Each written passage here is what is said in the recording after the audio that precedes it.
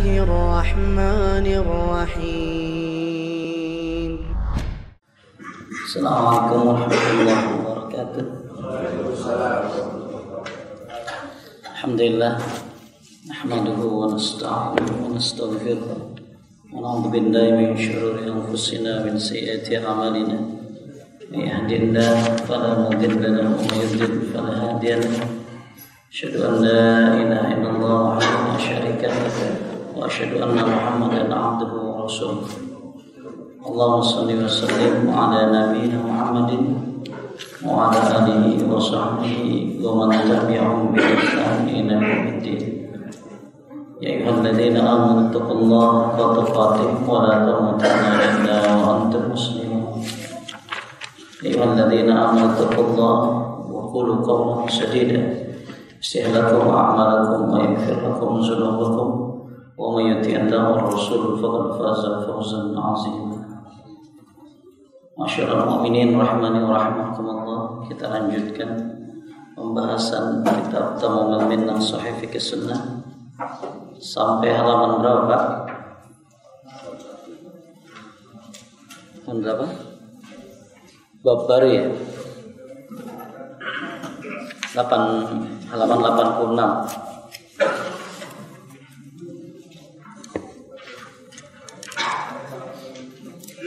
Sunnah al-fitrah.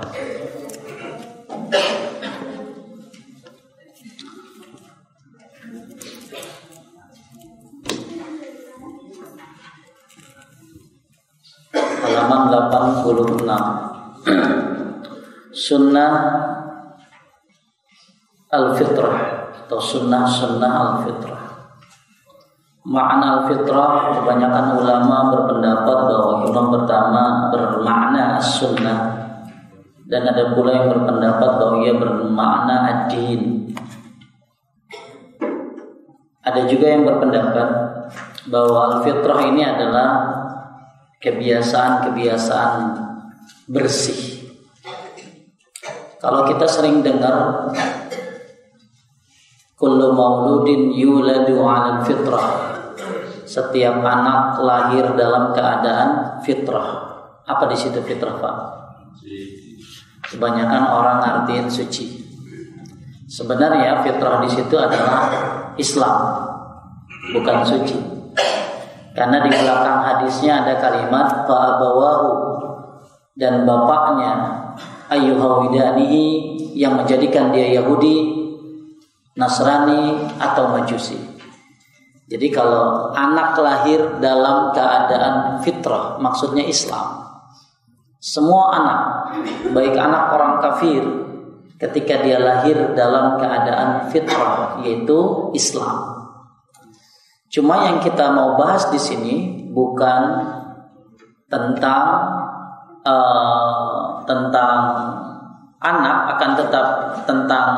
akan tapi yang mau kita bahas di sini adalah tentang sunnah-sunnah, kebiasaan-kebiasaan Nabi Shallallahu Alaihi Wasallam atau kebiasaan-kebiasaan bersih yang disebut dengan sunnah-sunnah al-fitrah.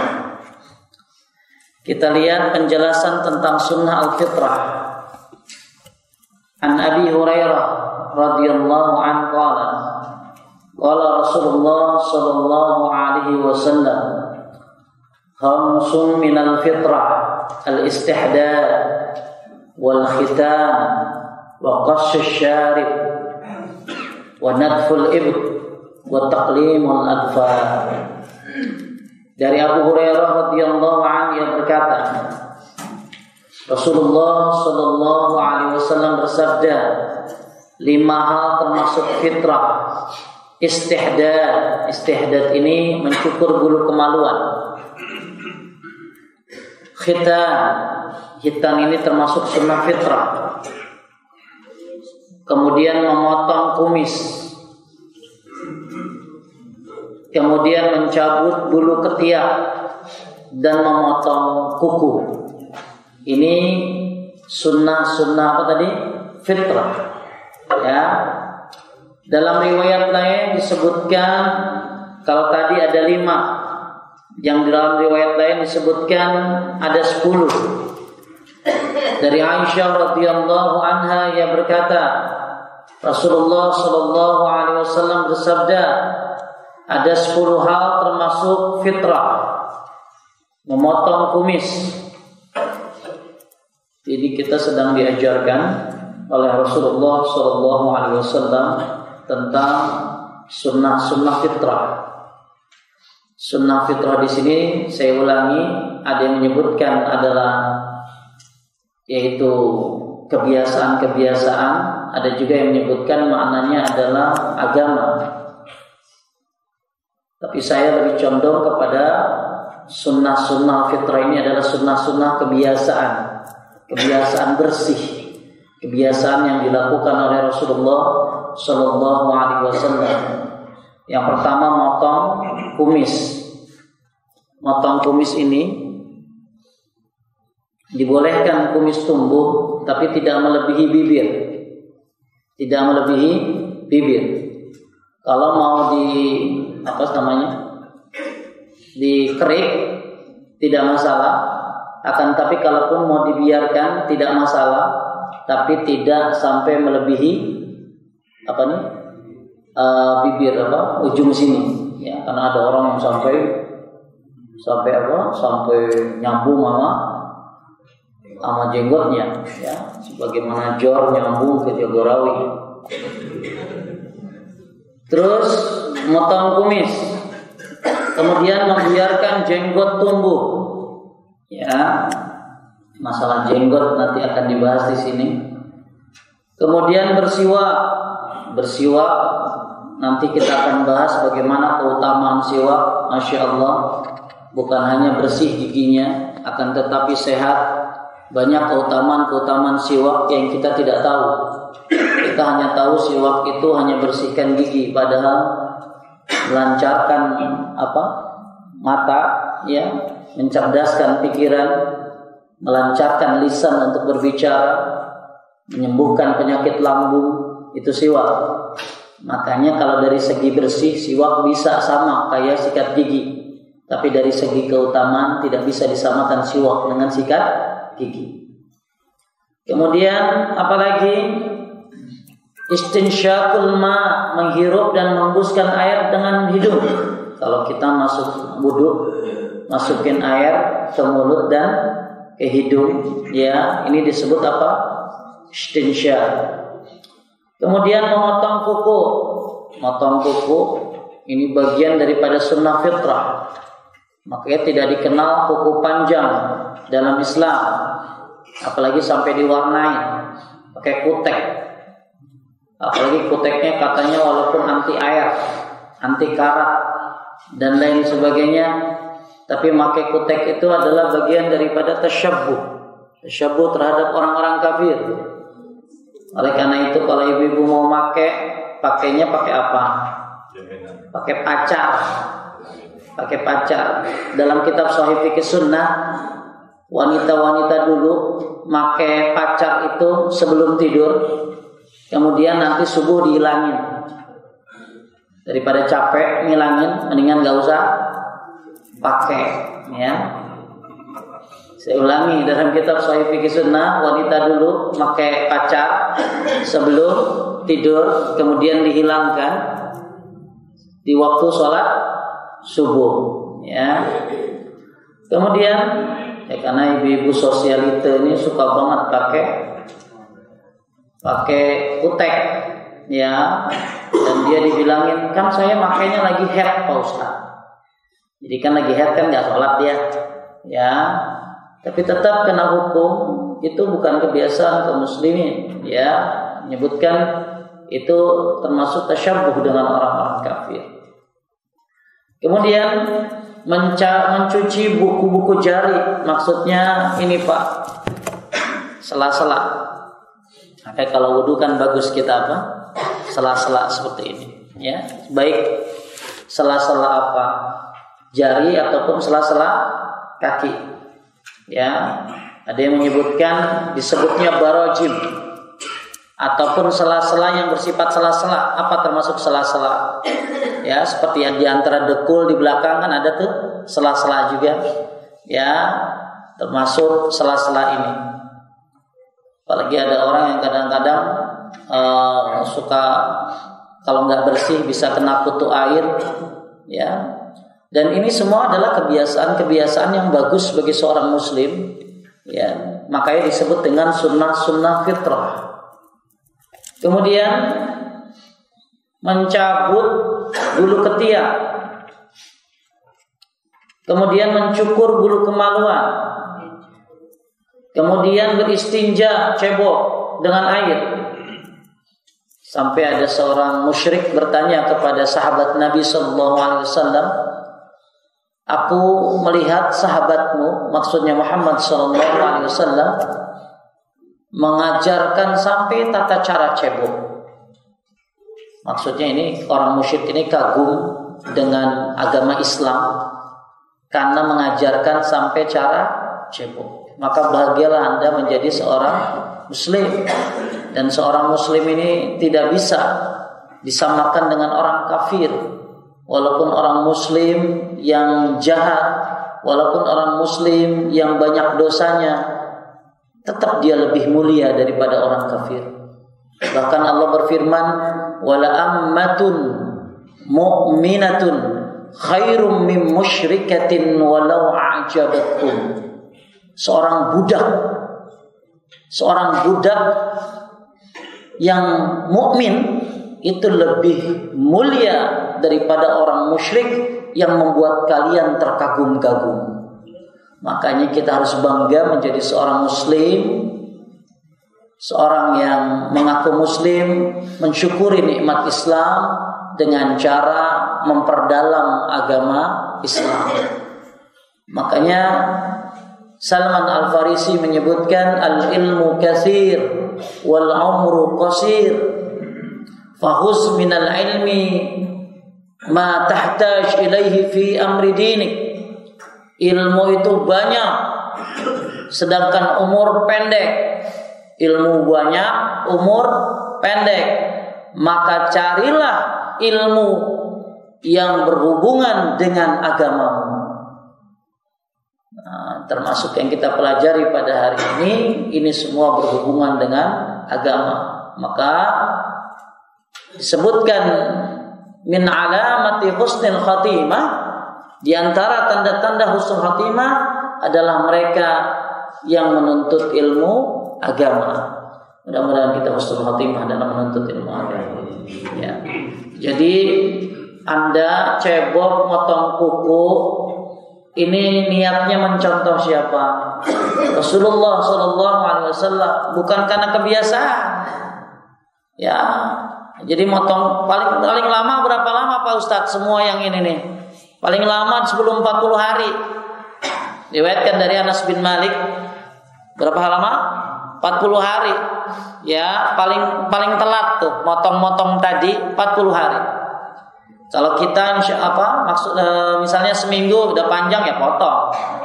Ya, baik tadi bulu ketiak atau bulu-bulu lainnya ya, termasuk kuku sebelum 40 hari panjang ya dipotong. Tapi maksimal sampai 40 hari. Ya. Dan Anda niatkan ini mencontoh Nabi Muhammad SAW. Mudah-mudahan kita mengaku sebagai umatnya, kita akan mendapatkan syafaat yang Allah titipkan kepada Nabi Muhammad SAW dengan ittiba kepadanya. Maka Abu Bakar radhiyallahu an berkata, aku takut meninggalkan sunnah Nabi sekecil apapun. Aku takut celaka. Lihat bagaimana Abu Bakar yang sudah dijamin surga takut meninggalkan sunnah Nabi walaupun sedikit pun. Oleh karena itu, ketika Anda memotong kuku, motong kumis dan lain sebagainya, niatkan ini bagian daripada mencontoh Nabi Muhammad sallallahu alaihi wasallam. Kemudian cebok dengan air. Kemudian Mus'ab berkata, dan aku lupa yang ke-10, wa tanahasitu al-ashira illa an takuna madmadah. Dan aku lupa yang 10 tapi kemungkinan berkumur-kumur. Hadis yang pertama menjelaskan tentang fitrah ada 5. Hadis yang kedua fitrah ada 10. Nah, disimpulkan apa aja? Yang pertama, motong kumis. Dalam beberapa redaksi hadis terdapat perintah mencukur kumis. An Zaid bin Arqam radhiyallahu an, qala Rasulullah sallallahu alaihi wasallam, man lam ya'khuz min syaribihi falaysa minna. Dari Zaid bin Arqam radhiyallahu an, yang berkata, Rasulullah sallallahu alaihi wasallam bersabda, barang siapa yang tidak memotong bagian kumisnya, maka ia bukan golongan kami. Dari Abu Hurairah radhiyallahu anhu yang berkata, Rasulullah sallallahu alaihi wasallam bersabda, juzzus syawarib warqul lihya khaliful majus. Cukur habis kumis, peliharalah jenggot, dan berbedalah dengan kaum Majusi. Dan disebutkan pada hadis Aisyah yang lalu dengan redaksi memotong kumis.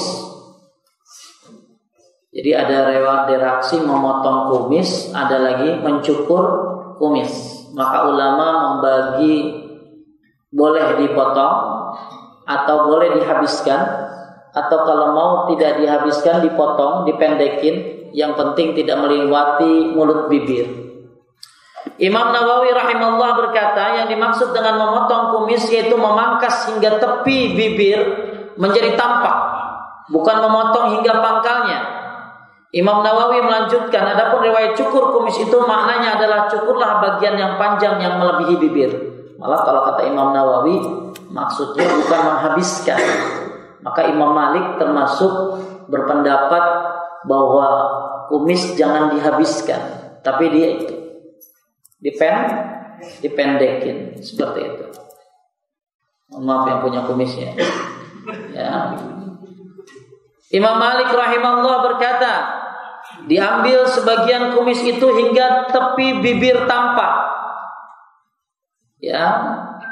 Imam Ahmad bin Hanbal berkata, Abu Abdullah, Imam Ahmad ditanya, menurutmu sebaiknya seorang laki-laki mengambil kumisnya dengan cara mencukur habis atau bagaimana? Dia menjawab, dia boleh mencukur habis atau sekedar memotongnya. Jadi bapak-bapak, kalau Imam Nawawi sama Imam Malik motong aja, ya, jangan dihabisin. Tapi kalau Imam Ahmad boleh dicukur, boleh dipotong, ya. Suka mana Pak? Suka dipotong apa dicukur?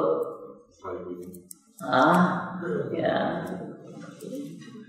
Aku berkata, adapun hadis-hadis tentang perintah mencukur habis, al-jazzu dan an-nahku, maka lebih utama dibawa pada makna al-mubalaghah, berlebih-lebihan dalam memotong kumis, dan ia ada pada makna ikhfa. Itu yang pertama, memotong kumis. Jadi kesimpulannya boleh dipotong atau dicukur habis kata Imam Ahmad. Ya. Kemudian memelihara jenggot, diwajibkan memelihara jenggot dan diharamkan mencukurnya lantaran adanya perintah untuk memeliharanya dengan beranggapan ungkapan seperti aufu, arhu, wafirru, sedang perintah itu menunjukkan wajib sebagaimana yang telah menjadi ketetapan dalam ilmu usul. Kemudian ketahuilah saudaraku seislam bahwa mencukur jenggot di samping ia adalah perbuatan maksiat, adalah bentuk pengingkaran terhadap kejantanan dan upaya menyerupai diri dengan wanita dan anak-anak kecil. Jadi kalau di Arab, kalau ada orang mau kawin, ya, kemudian dikasih pilihan 3, ya, yang satu berjenggot tapi biasa aja hartanya, yang kedua tidak berjenggot tapi tidak berjenggot, klimis tapi kaya raya, yang ketiga enggak berjenggot, klimis tapi miskin. Maka yang dipilih adalah yang mana Pak? Kan orang pasti di Indonesia memilih yang klimis terus kaya raya. Tapi kalau di sana justru yang dipilih adalah yang berjenggot. Ya, walaupun hidupnya biasa. Kenapa? Karena aku menikahi laki-laki, bukan wanita. Jadi jenggot itu sebenarnya identitas apa? identitas laki-laki. Ya, makanya salah satu membedakan LGBT ya, LGBT gitu ya. Satu laki-laki ke masjid, nah itu kan membedakan LGBT ya. Yang kedua berjenggot ya, berjenggot berarti nggak ada Pak LGBT berjenggot ya, kebanyakan klimis gitu.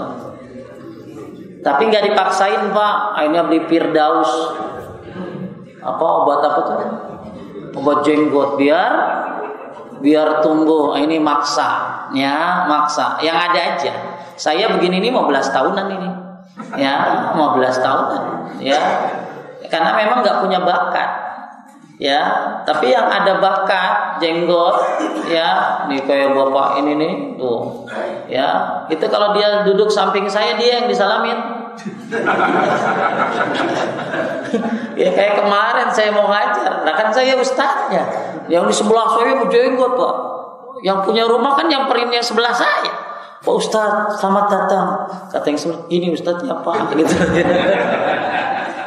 Ya, jadi yang berjenggot itu ya memang bagian daripada bagian daripada sunnahnya Rasulullah Sallallahu Alaihi Wasallam ya. Tapi gimana Pak Ustadz, di kantor ada yang nggak boleh ya, di kantor ada yang nggak boleh ya. Ya kalau dia memang ya, punya kantor yang lain dengan pindah kantor gitu. Baik, kita baca lagi. Masih nomor 2 halaman 88. Bahkan juga menyerupai orang-orang kafir, sebagaimana sabda Rasulullah sallallahu alaihi wasallam, potong kumis, biarkanlah jenggot, dan berbedalah dengan orang-orang musyrik. Dalam mencukur jenggot ada bentuk upaya merubah ciptaan Allah. Allah Subhanahu wa taala berfirman, la tabdila li khalqillah. Tidak ada perubahan pada fitrah Allah, ciptaan Allah. Dan firman Allah Subhanahu wa taala dalam menghikayatkan tentang syaitan, wala amurannahum falyughayyirunna khalqallah, dan akan aku suruh mereka, maksudnya merubah ciptaan Allah, lalu mereka benar-benar merubahnya. Maka ini jadi dalil umum, enggak boleh merubah-rubah apa yang sudah Allah kasih dari tubuh kita, kecuali berbahaya untuk kesehatan. Misalnya bibir swing ya, dibenerin supaya bisa berbicara ya. Karena banyak sekali ibu-ibu yang suka pakai behel, dan behelnya itu bukan untuk alasan kesehatan ya, bahkan untuk ngetren doang ya, sampai ditaruh batu aki di antara behel-behel itu gitu ya. Ya, kan ada warna-warni dan lain sebagainya ya. Alasannya apa? Ya, apalagi merubah ciptaan Allah, laki jadi perempuan ya, kemudian laki-laki diciptakan buah dadanya dan lain sebagainya. Ya, tapi waktu berapa tahun yang lalu ada seorang ustadz yang memang punya travel. Mereka ada yang daftar para waria tapi yang sudah bertobat Pak. Cuman waria ini sudah berubah dari semua bentuknya. Maka ustadz itu bingung, itu dimasukin kemana? Ya, karena nanti akan ribut di raudhoh tentunya Pak. Karena itu kan laki-laki tapi sudah ada buah dadanya, seperti itu. Maka jadi sebuah diskusi tentang gimana ini ya, karena jasadnya laki-laki tapi memiliki, dan dia sudah merubah seperti itu. Oleh karena itu setan akan menyuruh manusia untuk merubah, termasuk ibu-ibu. Alis sudah bagus-bagus kayak semut beriring, dijadiin celurit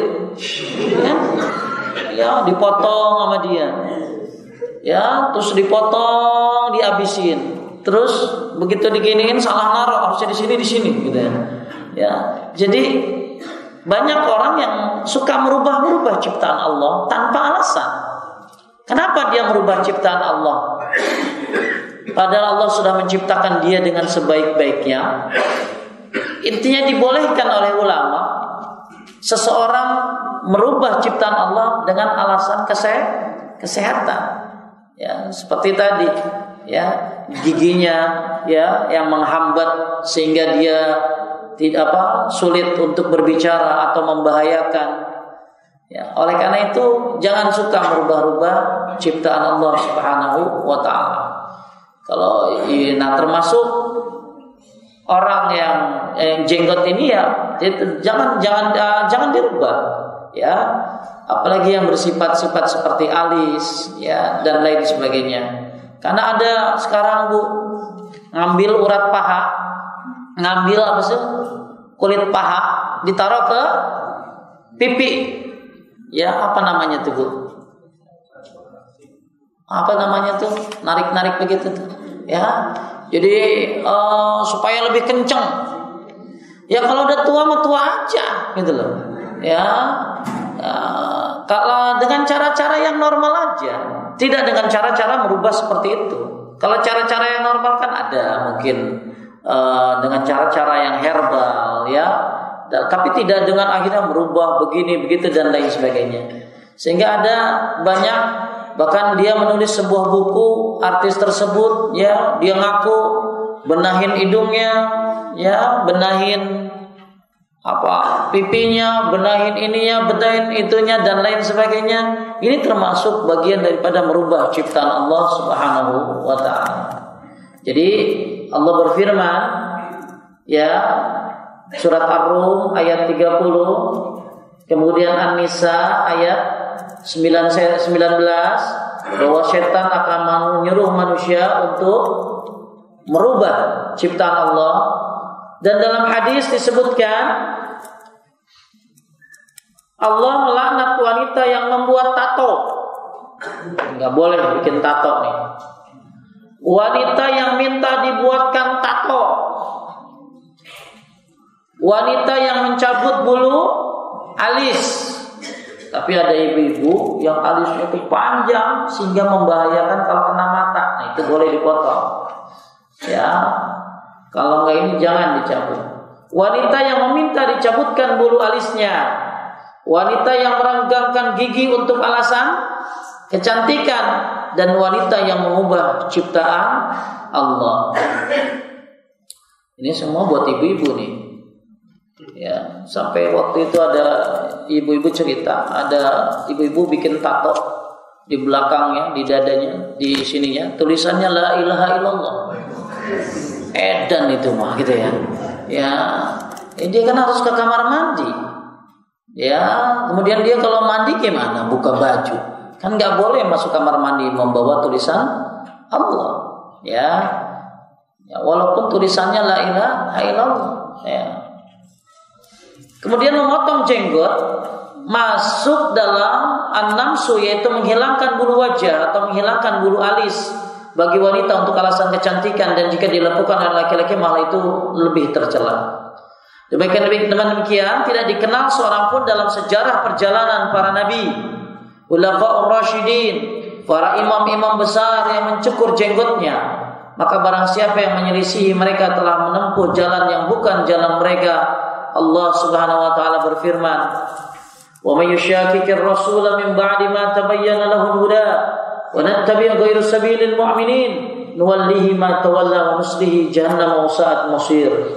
Dan barang siapa yang menentang Rasul, sudah jelas kebenaran baginya dan mengikuti jalan yang bukan jalan orang-orang mukmin. Jalan orang-orang mukmin ini jalan para sahabat Nabi sallallahu alaihi wasallam. Nuwallihi ma tawalla, kami biarkan dia berkuasa terhadap kesesatan yang telah dikuasainya itu, dan kami masukkan ia ke dalam jahannam, dan jahannam itu seburuk-buruknya tempat kembali. Beberapa catatan: tidak boleh motong jenggot baik yang melebar ataupun yang memanjang apabila kurang dari satu genggaman. Adapun hadis yang membolehkan hal itu adalah dhaif, tidak sah. Namun yang menjadi perbedaan di antara ulama adalah apabila jenggot tersebut lebih dari genggaman. Terdapat asar yang sahih dari Ibnu Umar radhiyallahu an, apabila ia berhaji dan berumrah, beliau menggenggam jenggotnya lalu memotong bagian yang melebihinya. Jadi Ibnu Umar lagi haji, lagi umroh, jenggotnya itu dipegang, yang melebihi genggaman dipotong. Ya, boro-boro kita mah melebihi genggaman, baru numbuh aja. Kadang-kadang yang bikin laki nyukur jenggot itu istrinya. Kagak demen deh papa lihat jenggot begitu. Ya, kayak Amrozi. Kadang-kadang akhirnya harusnya Pak berjenggot Pak, ya itu sunnah Rasulullah SAW, ya. Jadi didukung kalau suaminya berjenggot, ya. Jadi laki itu bukan hanya pergi ke masjid, tapi laki itu berjenggot, ya. Gak usah beli Firdaus, yang penting tungguin numbuh aja, ya, tungguin numbuh aja.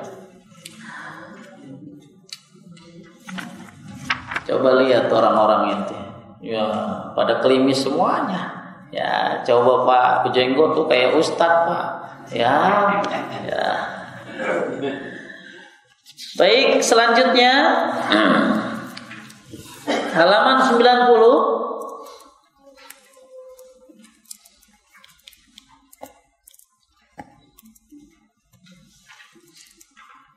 Nah, ini bagi tukang cukur nih. Halaman nomor 2. Bagi pemangkas rambut, barbershop, tidak dibenarkan mencukur jenggot orang lain. Apabila ia melakukan, maka ia telah berdosa. Ya, dan harta yang didapatkan dari hasil tersebut adalah haram. Seorang bertanya kepada Ibnu Sirin, ia berkata, profesi ibuku adalah penata rambut wanita. Menurutmu bolehkah aku memakan hartanya? Beliau menjawab, jika ibumu menyambung rambut maka tidak boleh. Tahu nyambung rambutmu? Ya, suka ibu-ibu disambung rambutnya, itu termasuk nggak boleh. Yani ya tidak boleh makan hartanya jika hasil yang didapatkan sang ibu dari hasil menyambung rambut dengan wig. Maka orang yang motong jenggot orang lain adalah lebih besar kemaksiatannya dibanding wanita yang menyambung rambut ini. Kemudian bersiwak. Kita sudah bahas 2. Yang pertama, motong kumis. Yang kedua, memelihara jenggot. Semoga Allah memudahkan Anda untuk memelihara sunnah-sunnah fitrah ini. Ya. Tapi kadang-kadang yang kerja di restoran itu nggak boleh berjenggot. Ya. Saya punya teman namanya Pak Dasrul. Orang Riau. Luar biasa, kerjanya profesional. Bule, jenggotnya panjang.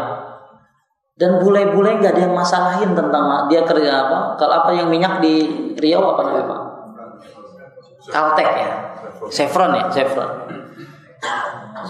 Luar biasa, pengusaha sukses dan lain sebagainya.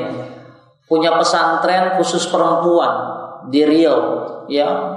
Dia bikin kolam renang kayak luar biasa fasilitas. Saya belum pernah lihat pesantren wanita sebagus itu.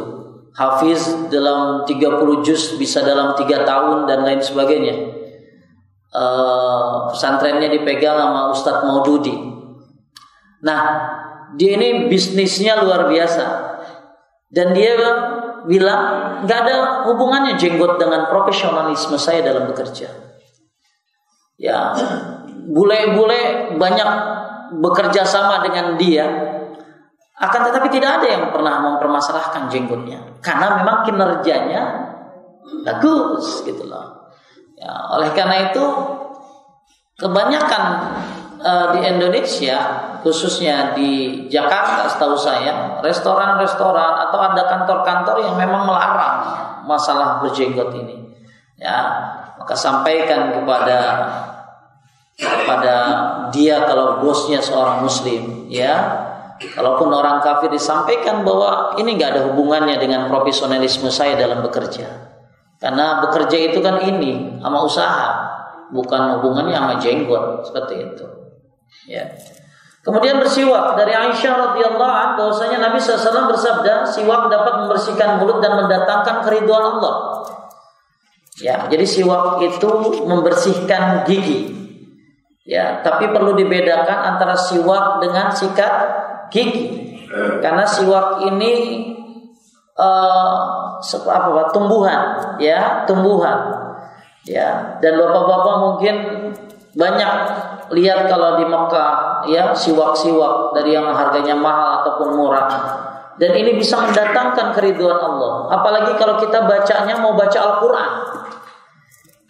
Siwak adalah menggunakan kayu atau yang sejenisnya untuk membersihkan gigi agar hilang warna kuringnya atau yang lainnya. Bersiwak adalah sunnah muakkadah. Apa tuh berarti Pak? Sunnah muakkadah. Sangat ditekankan. Dari Abu Hurairah radhiyallahu anhu bahwasanya Rasulullah SAW bersabda, "Laula an asyqa ala ummati la amartum bis-siwak inda kulli salat." Seandainya tidak memberatkan atas umatku, niscaya aku perintahkan mereka bersiwak setiap kali hendak salat.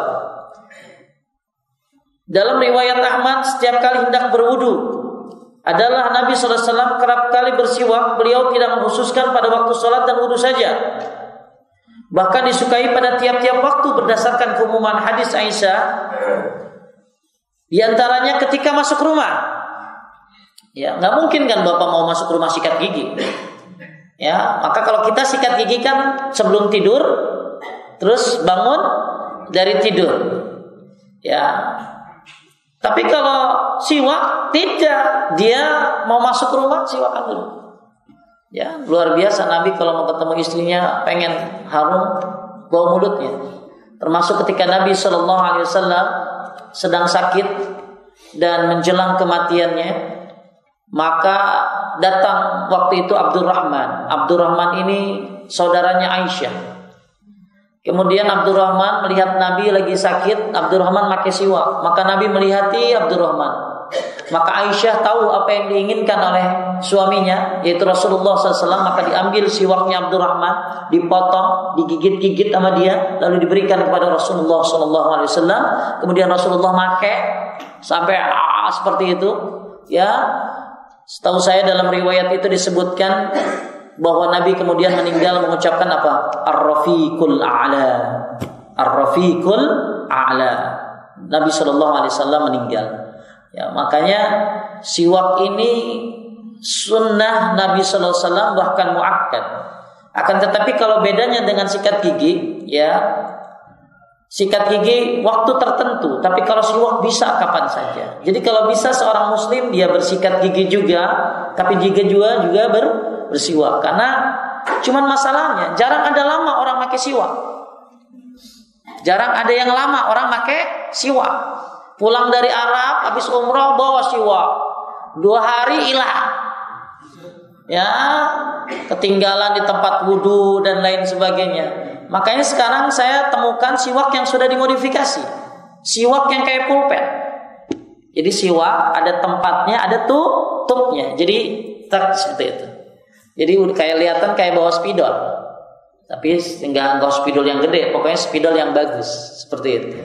Ya, mungkin nanti akan lebih dimodifikasi lagi supaya orang-orang suka bawanya gitu loh. Ya. Nah, yang kemarin saya tahun lalu lah saya temukan di Arab itu siwak yang sudah bentuk jadi bungkus kayak pulpen, dimasukin siwak terus ada tutupnya. Jadi kalau dia mau bersiwak buka, dia buka terus dia masukin lagi seperti itu. Karena mungkin diciptakan demikian supaya orang tidak gampang hilang. Kadang ada yang pakai siwak lagi ruku jatuh ke bawah. Terus jatuhnya ke sebelahnya lagi. Ya. Nah, kan itu kan bekas ini gitu loh ya. Hanya sebelahnya mungkin sujudnya rada ragu-ragu. Ya, makanya diciptakan modelnya seperti pulpen seperti itu. Mungkin nanti lebih canggih lagi agar umat Islam terbiasa dengan siwak. Dan pembahasan kali ini, siwak itu bukan hanya bersihin gigi, tapi juga menyebabkan ridho Allah Subhanahu wa taala. Pertama ketika masuk rumah, coba lihat. Aku bertanya kepada Aisyah radhiyallahu anha, apakah yang pertama kali dilakukan oleh Nabi sallallahu alaihi wasallam setiap kali dia masuk ke dalam rumahnya? Qalat bis-siwak. Aisyah menjawab, ia bersiwak.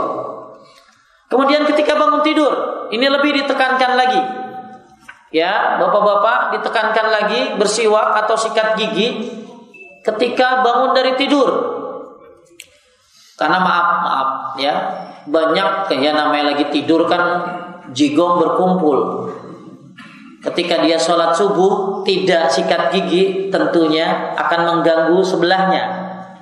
Ya, nah ini udah karena malaikat terganggu dengan bau mulut seseorang, makanya yang lebih ditekankan seorang bersiwak atau sikat gigi lebih ditekankan ketika bangun dari tidur dan dia pengen melaksanakan sholat apa? Subuh. Ya, supaya malaikat tidak terganggu dengan bau mulutnya. Ya, malaikat aja terganggu apalagi kita, gitu loh. Ya. Kita lihat hadisnya ketika bangun dari tidur dari Hudzaifah radhiyallahu anhu, dia berkata, adalah Rasulullah SAW apabila bangun di malam hari, beliau mencuci dan membersihkan mulutnya dengan siwak. Kemudian ketika baca Al-Quran, nah ini yang luar biasanya, ketika baca Al-Quran, dari Ali bin Abi Thalib radhiyallahu anhu, ia berkata, kami diperintahkan bersiwak dan ia berkata, Rasulullah sallallahu alaihi wasallam bersabda, sesungguhnya hamba jika bersiwak kemudian ia berdiri melaksanakan sholat, maka malaikat pun akan berdiri di belakangnya, lalu mendengarkan qiraahnya, lalu mendekatinya, sehingga dia meletakkan mulut pada mulutnya dan tidak ada suatu pun dari bacaan Al-Quran yang keluar dari mulut sang hamba kecuali ia akan masuk ke dalam perut malaikat. Maka bersihkanlah mulut-mulut kalian untuk membaca Al-Quran. Jadi paling bagus lagi ketika mau baca Quran, kita ngapain? Bersiwak. Kemudian ketika mau sholat, kita bersiwak. Maka malaikat akan ada di belakangnya, maju ke depan sampai mulut dia sama mulut kita bersatu. Kemudian bacaan Quran kita masuk ke dalam perut dia dan dibawa ke hadapan Allah Subhanahu wa taala. Makanya alangkah indahnya, bagusnya ketika mau baca Quran bersiwak, ya, bersiwak. Ada seorang sahabat Nabi namanya Usaid bin Khudair. Ketika dia baca Al-Quran di kandang kuda itu berteriak. Kemudian dia berhenti, kudanya itu tidak berteriak lagi. Dia baca Quran lagi, dia berteriak lagi.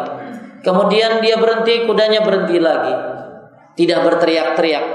Kemudian akhirnya dia takut kalau kudanya itu menyentuh kaki anaknya atau kepala anaknya yang tidur di sampingnya.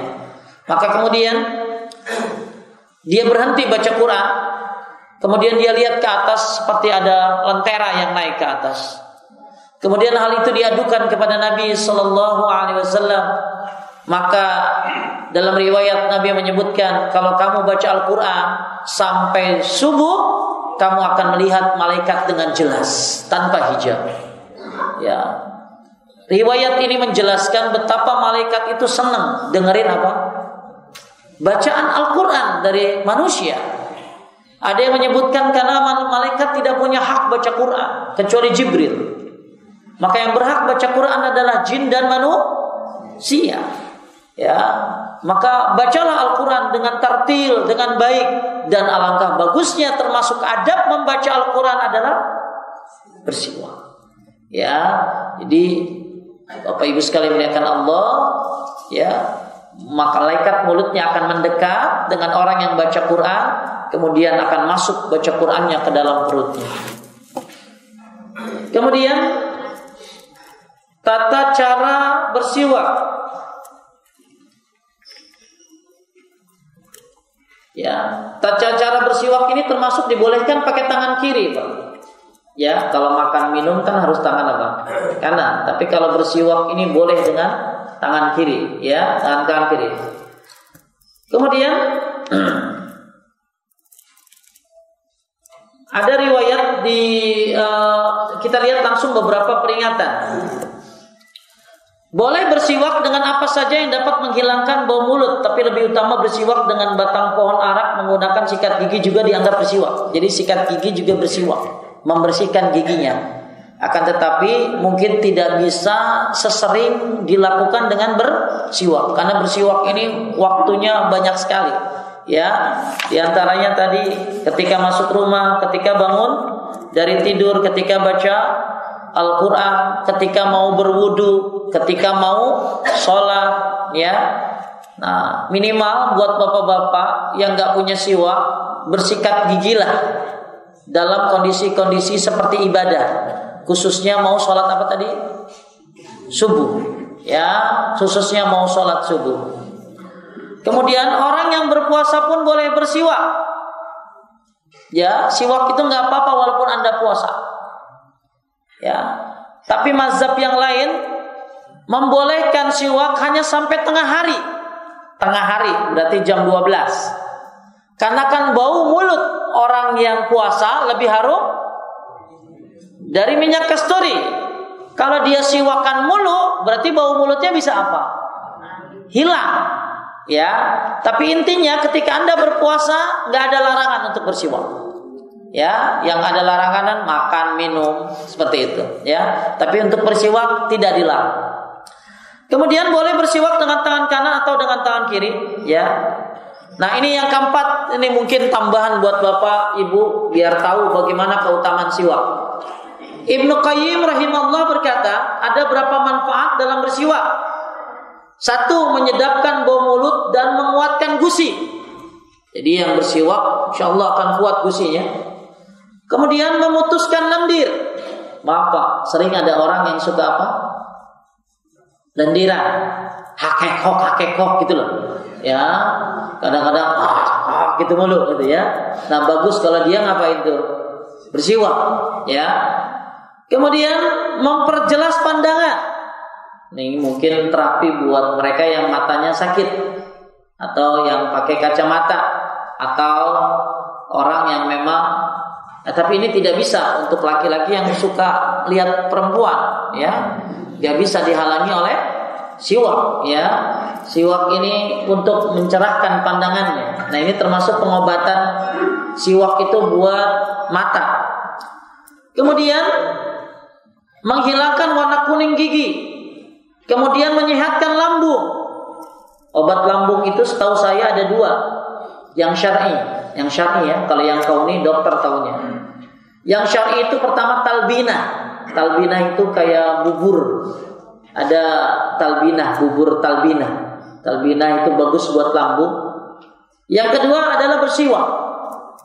Ya, mungkin di antara bapak ibu ada yang kena penyakit mah, ya, atau sakit lambung, bagus biasakan bersiwak. Kemudian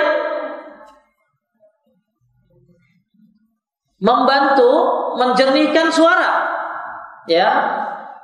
Sebenarnya kalau terjemahannya itu bukan menjernihkan suara setahu saya, akan tetapi membantu, termasuk menjernihkan suara, termasuk membantu orang yang sulit berbicara, seperti mungkin bayi yang lambat anak kecil yang lambat bicaranya, ya, dan termasuk memperbagus suaranya bagi mereka para qori, ya, para pembaca Quran, biar suaranya bagus, ya, termasuk bersiwak. Kemudian membantu dalam mencerna makanan. Ini kata Ibnu Qayyim, siwak itu termasuk mencerna, membantu dalam mencerna makanan, menyehatkan pita suara. Masya Allah, ya, luar biasa. Menggiatkan dalam membaca Al-Quran, berzikir dan sholat, menghilangkan rasa kantuk, diridhoi oleh Rabb, dikagumi oleh malaikat, dan memperbanyak kebaikan. Ini adalah pendapat Ibnu Qayyim Al-Jauziyah tentang keutamaan apa? Siwak, ya. Baik, dari poin-poin ini ada yang mau nanya sebelum dilanjutkan? Siwak itu kayu ya Pak ya, kayu, dia pohon. Kemudian cara pakai siwak itu, anggap ini siwak, tapi nggak ada siwak segede gini, ya. Anggap ini siwak. Siwak itu misalnya panjang segini, maka diarsir itu di apa namanya? Ya diginiin pakai pisau, terus di itu ya. Ya, setelah dikikis, ya, ada dalamnya kan. Nah, dalamnya tinggal diapain? Digigit-gigit, nanti dia akan kayak sikat, ya, kayak akan sikat. Cuman biasanya pertama kali akan sering jatuh itunya sikat-sikatnya itu, ya. Makanya kalau ada metode yang lebih bagus, ada mesin yang dimasukin tiba-tiba jadi jadi sikat, ini jadi kayak model sikat gigi, itu tentu lebih ini ya, lebih memudahkan kita seperti itu. Ya, jadi ke depan mungkin orang-orang yang suka pakai siwak atau negara-negara yang menghasilkan siwak seperti Pakistan, mungkin mereka akan berpikir ke depan bagaimana caranya supaya siwak ini bisa disukai oleh kaum muslimin, bukan hanya seperti kayu, tapi mungkin kayunya ini akan dimodifikasi dengan dengan cara pulpen dan lain sebagainya.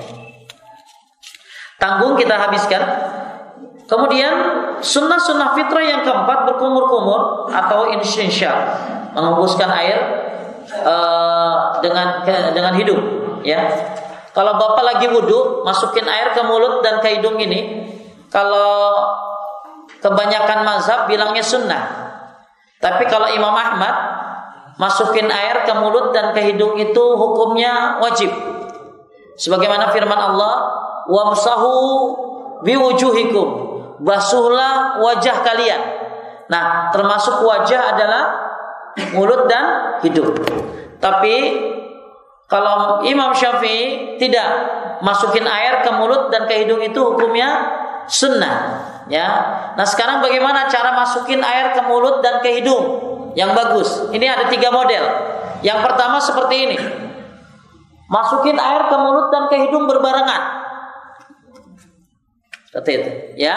Masukin air ke mulut dan ke hidung berbarengan, ya. Jadi ini nanti buat apa? Buat keluarin air yang ada di hidung, ya.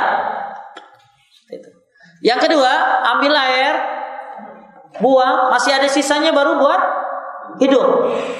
Seperti itu. Ambil lagi, buang. Ya, boleh berapa, Pak? Boleh 3, boleh 2, boleh 1, tapi yang wajib 1, yang sunnah 3. Jadi nggak apa-apa wudhu 1, 2, 3, nggak apa-apa. Kalau kepala cukup 1 kali saja, tapi yang lainnya selain kepala boleh 1, boleh 2, boleh 3. Termasuk masukin air ke mulut dan ke hidung. Yang ketiga, ini yang tenar, ya, di kita. Terus, ya, tapi 3-tiganya ini semuanya memiliki dalil, ya. Akan tetapi yang banyak yang lebih sahih adalah yang pertama sebenarnya, memasukkan air ke mulut dan ke hidung yang bagaimana tadi? Bersamaan. Kalau nggak bisa, ambil, buang, sisanya diambil, baru ambil lagi. Jadi masih dalam 1 telapak tangan. Buang, hirup lagi, seperti itu, ya. Nah, yang ketiga yang tadi, seperti itu. Akan tetapi riwayat-riwayat yang ketiga ini diperselisihkan. Maka lebih baik antara nomor berapa tadi? Nomor 1 atau nomor 2, ya, yang langsung berbarengan antara mulut dengan hidung. Kemudian yang kedua masih dalam 1 genggaman. Kemudian memotong kuku, ya. Halaman 94 kita lihat.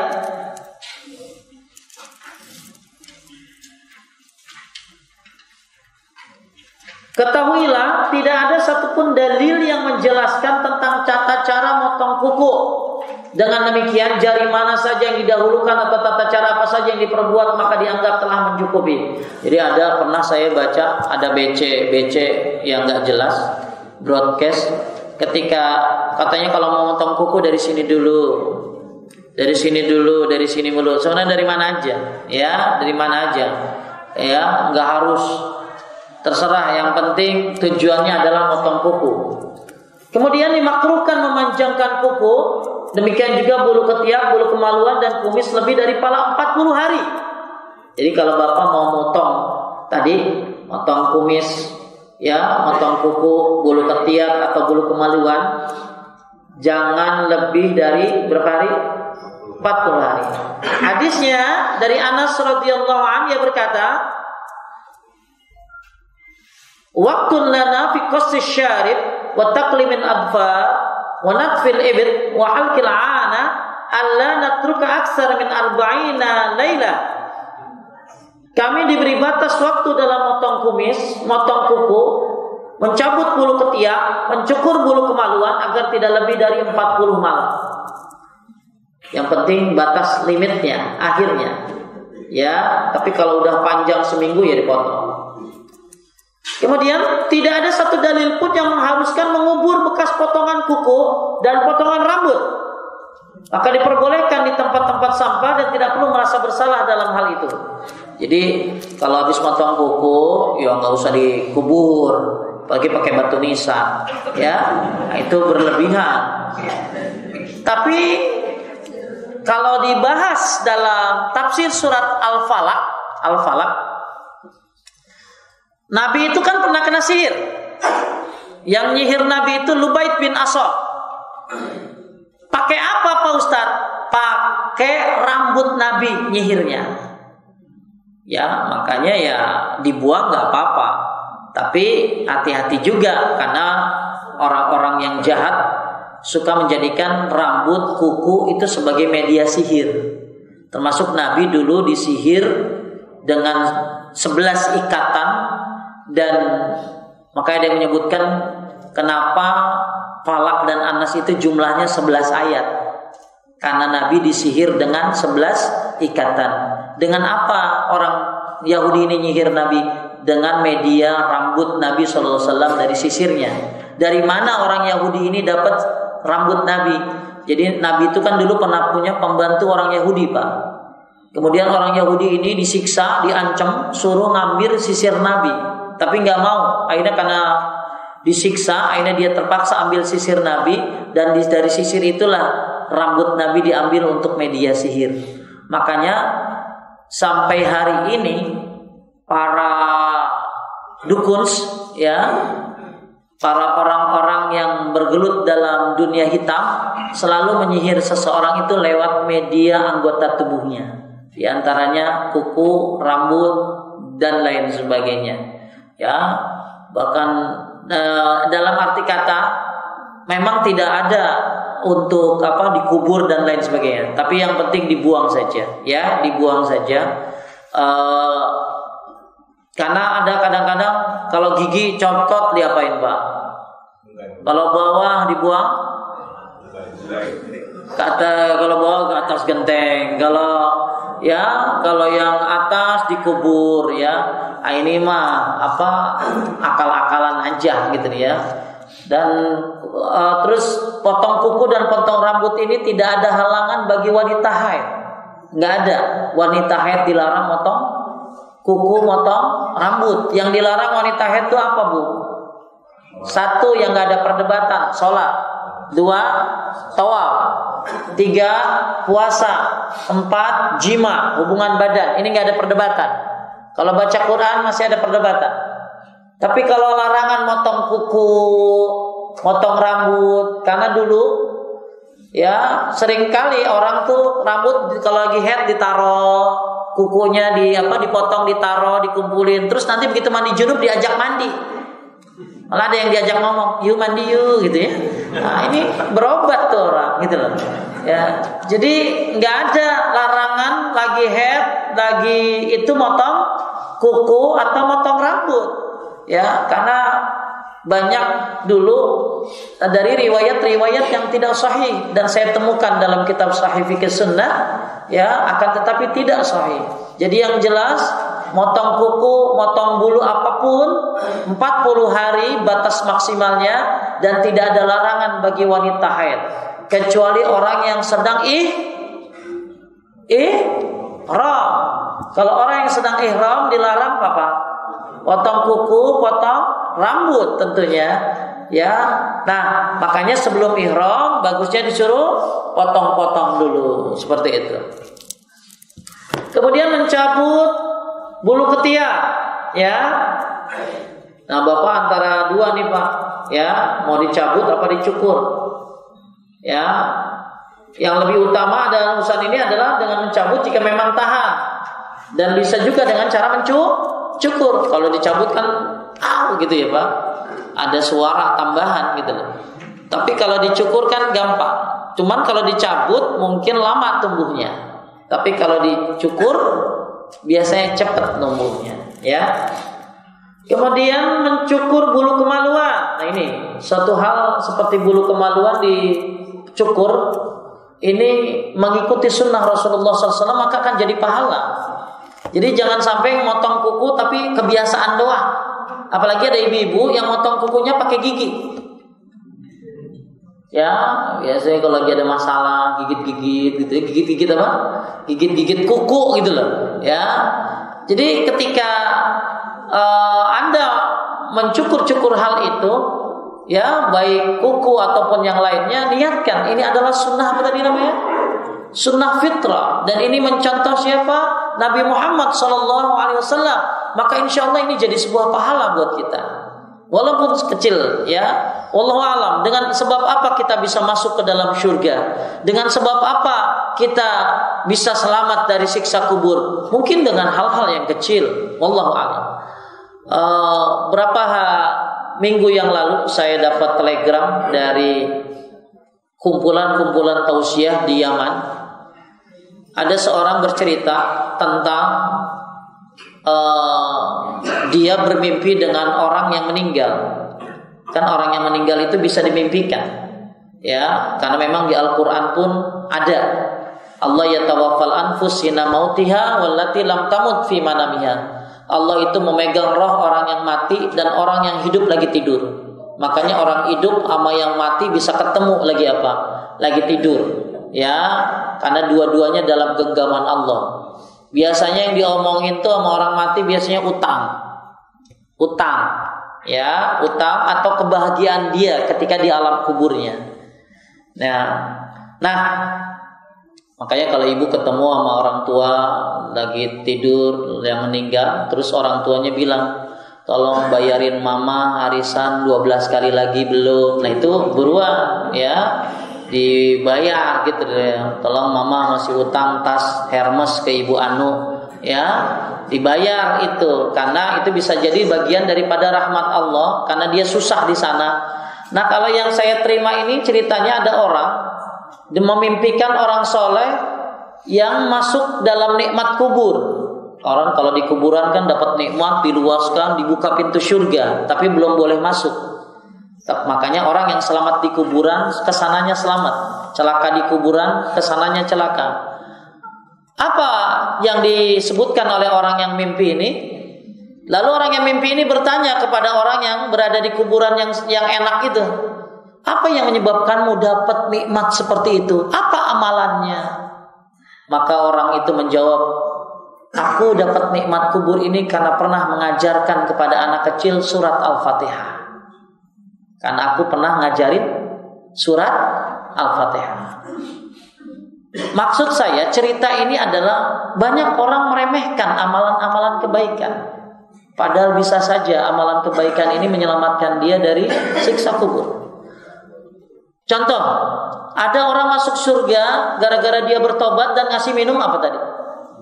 Anjing. Ya, makanya kata Nabi, kullu ma'rufin shadaqah. Setiap perbuatan baik itu sedekah. Maka apapun yang Anda lakukan adalah selama kebaikan itu sedekah. Nah termasuk kayak seperti ini. Anda motong kuku ini kayak perkara kecil, tapi niatkan mencontoh Rasulullah. Maka insya Allah dengan hal-hal sekecil ini, wallahu alam, Allah bisa angkat derajat atau Allah bisa memasukkan seperti apa. Maka niatkan, ya, seperti motong kemaluan apa? Ya, belum makan Pak, maklum deh, dari Bekasi jam 3 ya. Itu niatkan, itu mencontoh Rasulullah Sallallahu Alaihi Wasallam. Contoh, la tahkiranna minal ma'rufi syai'an walau antalqa ahaka biwajhin taliq. Jangan kamu remehkan perbuatan baik sekecil apapun, walaupun menyambut saudaramu dengan wajah berseri. Paham Pak? Kita kan suka ya, Assalamualaikum, apa kabar? Sehat? Jangan remehkan perbuatan itu. Itu termasuk perkara yang luar biasa. Maka Nabi bilang, jangan remehkan walaupun menyambut saudaramu dengan wajah berseri. Jangan, apa kabar? Jin, ya, sehat, ya, lebay lu gitu loh. Enggak, itu perbuatan baik, jangan dianggap remeh, ya. Bahkan dosa pun nggak boleh dianggap remeh. Ada nenek-nenek, ada perempuan masuk neraka gara-gara apa? Kucing yang gak dikasih makan, terus gak diapain? Gak dilepas. Ya, ada orang dapat siksa kubur gara-gara kencingnya gak apa? Gak benar. Ya, oleh karena itu bisa seseorang masuk dalam surga dengan perkara-perkara yang kecil, bisa juga dia diazab dengan perkara-perkara yang kecil.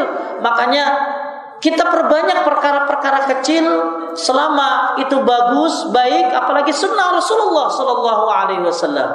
Ya, makanya ketika kita bertemu dengan saudara kita, assalamualaikum, sehat, nanya apa kabar dan lain sebagainya, ini adalah sebuah kebaikan. Wallahu alam. Dengan sebab ini ada duri di jalan, ada batu ngalangin mobil, mungkin kalau ini batu di tengah bisa kena orang dan lain sebagainya, Anda ambil. Lihat dalam kitab Riyadhus Shalihin, ada orang masuk surga gara-gara menghilangkan apa?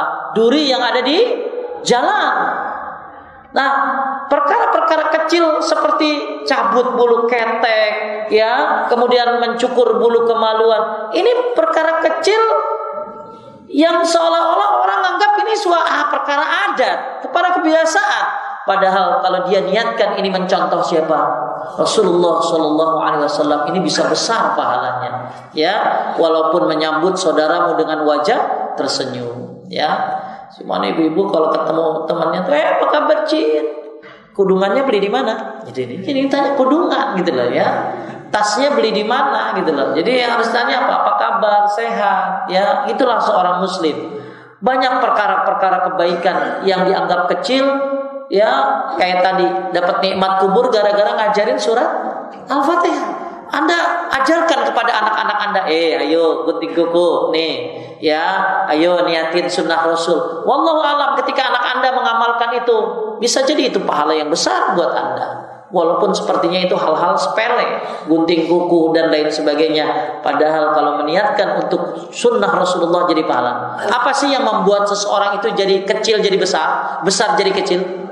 Yang membedakan adalah karena niatnya.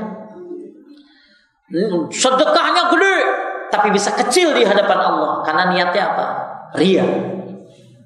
Sedekahnya kecil, cuma 10.000, tapi diniatkan ikhlas karena Allah, bisa apa? Besar. Makanya ini perkara kecil, tapi Anda niatkan mencontoh Rasulullah, ini perkara yang agung luar biasa. Ya, ini mudah-mudahan bisa diamalkan. Kemudian mencukur bulu kemaluan, mencuci buku-buku jemari, antara ya, jari-jari, sela-sela, istinja, berkhitan. Khitan ini ya wajib buat laki-laki, wajib buat perempuan, itu mazhab Syafi'i. Kalau mazhab Imam Ahmad, wajib buat laki-laki, sunnah buat perempuan. Ya, jadi khitan ini semua udah berkhitan sekarang. Ya, bahkan orang-orang non-muslim pun berkhitan. Siapa yang pertama khitan? Yang pertama khitan adalah Nabi Ibrahim alaihissalam. Usia 80 tahun. Ya, 80 tahun mungkin masih kecil, Pak. Orang dulu kan 900-an. Nabi Nuh aja 950, ada yang menyebutkan 1050. Ya. Dan waktu itu, ya mungkin jangan ketawa ini, ya. Nabi Ibrahim dihitan dengan kampak. Ya, mana ada biusnya, pisau gitu loh. Ya, bil kudam. Ya, ada yang menafsirkan kudam itu apa? Kampak. Ya, ada yang menyebutkan golok. Ya. Suruh jangan ketawa. Ya, betapa ya, karena nggak ada alatnya kan gitu loh. Tapi Nabi Ibrahim luar biasa, sami'na wa ata'na, disuruh berkhitan. Makanya khitan itu adalah ajarannya siapa? Nabi Ibrahim alaihissalam. Sedikit tentang khitan, karena ini kan nanti mau liburan. Khitan itu kapan sih awalnya? Awal khitan itu usia 7 hari, itu boleh dihitan. Tapi kebanyakan kagak pada berani ya. Anaknya takut, kasihan dan lain sebagainya. Padahal bagus 7 hari, belum minta apa-apa. Anak sekarang kalau mau dihitan minimal Kawasaki, ya, PS4, ya, Samsung Note 10 gitu loh. Ya, kenapa? Ya udah jadi mata duitan semuanya gitu loh. Ya termasuk anak saya gitu loh. Makanya kalau umur 7 hari kan belum bisa minta apa-apa dia. Paling telat kapan? Sebelum balik. Kalau bisa sebelum balik sudah dihitan. Berarti laki-laki berapa disuruh sholat? 10 kan disuruh sholat tuh udah, kalau 10 dipukul kan? Berarti sebelum 10 9, 8. Cuman akhirnya ada anak, nah ini udah gede, SMP apa? Ya udah balik, mau dihitan, otomatis kan dia ketakutan. Ya, apalagi image hitan tuh kadang-kadang dibuat takut. Kadang-kadang ibu-ibu juga yang bikin takut anaknya tuh. Kalau dengar papa kalau macam-macam, mama sunat lagi. Itu ya. Jadi seolah-olah sunat itu menakutkan. Harusnya dikasih tahu. Nah, sunat itu membersihkan kotoran dan lain sebagainya. Nah, ini sekarang kan hitan itu jauh lebih mudah. Malah sehari bisa pakai celana. Ya, mau model apa bisa diatur gitu. Nah, gimana untuk orang yang usianya sudah tua dan dia baru masuk Islam? Maka kalau tidak membahayakan nggak apa-apa. Tapi kalau membahayakan tidak usah. Tapi dia harus mencuci kemaluannya setiap mau apa? Sholat. Ya, karena kulupnya itu kan tempat apa? Tempat kotoran. Ya, saya nggak tahu mungkin caranya gimana, apakah sama dibius dulu atau dan lain sebagainya, ya, atau rendam pakai minyak tanah dan lain-lain, nggak ngerti ya. Tapi intinya kalau orang sudah tua masuk Islam, ya, diwajibkan untuk dihitan, ya, selama tidak membahayakan tentunya. Nah, kalau dilihat sekarang tentu, tapi ada juga yang pakai metode hipnotis. Nah, ini hati-hati nih. Jadi ada seorang anak udah gede, dia mau dihitan karena ketakutan, akhirnya dikasih air minum, dibacain apa tahu tuh sama orang X itu. Akhirnya kayak orang ini pakai orang linglung. Habis dihitan, akhirnya besoknya dia diruqyah. Karena ternyata dia bisa ngelihat penampakan. Nah, ini ternyata ini yang dibaca-baca begini dukun nih. Makanya kalau yang takut ya udah lewat operasi, ya, dibius. Kalau yang nggak takut berani ya mungkin dengan metode-metode tradisional selama itu aman. Jadi saya ulangi, hitan wajib buat laki-laki, buat perempuan itu mazhab Syafi'i. Kalau wajib buat perempuan, sunnah buat wajib buat laki, sunnah buat apa tadi? Perempuan itu mazhab Imam Ahmad. Oleh karena itu perempuan yang baik yang bisa dihitan silakan. Tapi mungkin dokter nggak bakalan bisa, nggak bakalan berani. Tapi biasanya bidan, perempuan juga diapain? Dihitan. Bahkan dalam riwayat, tapi riwayat ini dianggap dhaif, diperselisihkan. Wanita yang dihitan itu menggembirakan suaminya dan mencerahkan wajahnya. Jadi wanita yang diapain? Dihitan itu bisa mencerahkan wajah dia dan menggembirakan suaminya, mungkin dalam masalah hubungan seksual. Wallahu a'lam. Jadi kalau ada ibu-ibu yang mungkin cemberut terus, ya, nah itu mungkin belum dihitan tadi, ya. Jadi riwayat itu menyebutkan bahwa bisa mencerahkan. Tapi kalau udah sekarang udah gede ya nggak usah, ya. Intinya itu bagus buat bayi, ya. Makanya sunnah hitan itu buat perempuan, tapi wajib buat laki-laki. Hikmah hitan banyak sekali. Intinya Allah Subhanahu wa taala berikan salah satu sunnah-sunnah di antara sunnah Nabi Ibrahim adalah dengan cara hitan. Ada yang mau nanya?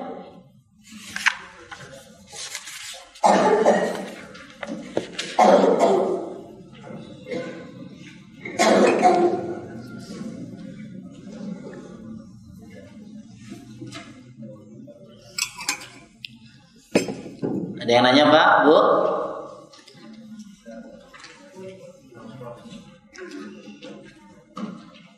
Ya, kalau nggak ada, tinggal makan. Itu saja. Semoga bermanfaat kajian pada hari ini tentang sunnah-sunnah fitrah.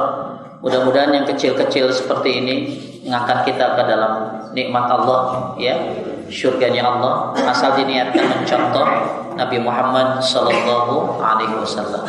Ya, yuk mari kita mencontoh Nabi dalam segala hal yang kita mampu dan kita bisa semaksimalnya insyaallah. Subhanaka Allahumma wa bihamdika asyhadu an la ilaha illa anta astaghfiruka wa atubu ilaik. Assalamualaikum warahmatullahi wabarakatuh. الحمد لله رب العالمين